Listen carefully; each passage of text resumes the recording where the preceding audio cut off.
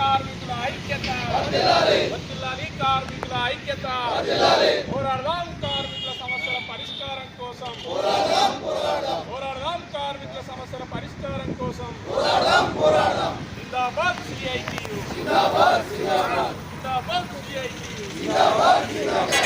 139 సంవత్సరాల క్రితం 10 గంటలు 18 గంటలు పని చేయించుకునే కార్మికులను అత్యంత శ్రమదోపిడీ సమాజంలో దుర్భరమైనటువంటి బతుకులు కార్మికులకు ఏం చేయాలో తోసనటువంటి స్థితిలో కార్మికులు చికాగో నగరం, అమెరికాలో ఏ మార్కెట్లో వేలాది మంది కార్మికులు శ్రమదోపిడీకి గురవుతున్నాం.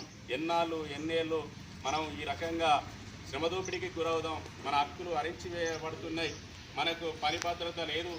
మనం చేసిన పనికి కనీస వేతనాలు లేవు. మనం సమయపాలన లేదు.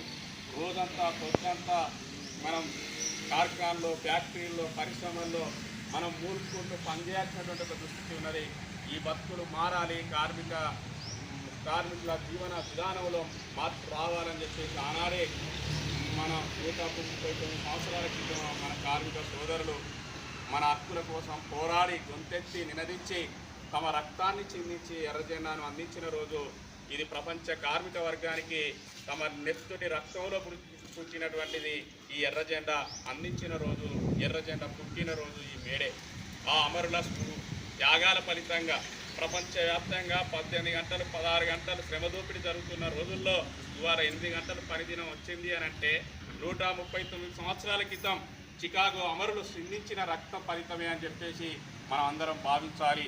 ఇవాళ ఈ దేశంలో ఇవి జరుగుతున్నటువంటి పరిణామాలను చూస్తే మళ్ళీ తిరిగి 139 సంవత్సరాల క్రితంకు మళ్ళీ తీసుకుపోతున్నటువంటి పరిస్థితి కనపడుతూ ఉన్నది. నరేంద్ర మోడీ ఇవాళ 10 గంటలు 8 గంటల పని దినాన్ని 12 గంటలకు చట్టబద్ధం చేశారు. పార్లమెంట్లో చట్టం చేశారు. ఇవాళ కార్మికుల శ్రమశక్తిని, శ్రమను ఏ రకంగా ఇవాళ పెట్టుబడిదారులకు దోచిపెడుతున్నారు అనేది మనం అర్థం చేసుకోవాలి. ఇవాళ సంపన్నులకు, పెట్టుబడిదారులకు రాయితీలు ఇస్తూ కార్మికులకు మాత్రం వేతనాలు పెంచకుండా కార్మికులను దోపిడీ చేస్తున్నటువంటి ప్రభుత్వాలు ఇవాళ ఈ దేశంలో కొనసాగుతూ ఉన్నాయి. ఇవాళ కనీస వేతనాలు లేవు, పని భద్రత లేదు, ప్రమాద బీమా లేదు, ఇన్సూరెన్స్ లేదు.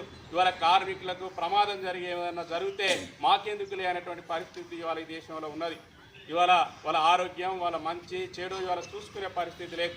ఇట్లాంటి దుస్థితిలో ఇవాళ కార్మిక వర్గం, భారత కార్మిక వర్గం ఇవాళ కూనరిల్లుతున్నటువంటి స్థితిలో ఉన్నది. అందుకే ఈ ప్రపంచ కార్మిక దినోత్సవాన్ని పురస్కరించుకొని మన భారతదేశంలో భారత కార్మిక వర్గం కేంద్రంలో ఉన్న 11 కార్మిక సంఘాలను కలుపుకొని మే 20వ తారీఖు నాడు దేశవ్యాప్తంగా నరేంద్ర మోడీ తీసుకొచ్చిన కార్మిక వ్యతిరేక చట్టాల రద్దు కోసం 4 లేబర్ కోడ్లను రద్దు చేయాలనేటువంటి డిమాండ్ తోటి మనం దేశవ్యాప్త సార్వత్రిక సమ్మెకు పోతా ఉన్నాం.